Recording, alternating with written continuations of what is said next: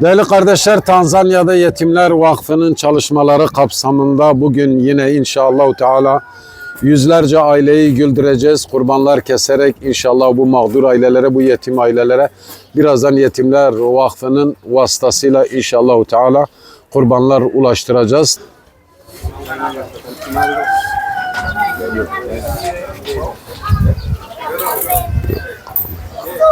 Esselamu aleyküm dada. Dada habari gani? Habari yako? Ya nyama yako? Afya njema. Assalamu alaikum. Hawezi kuongea. Da.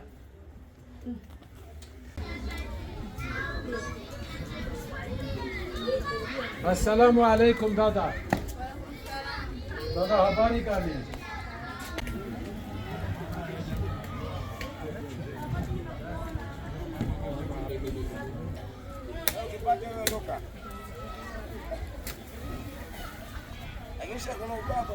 Eh?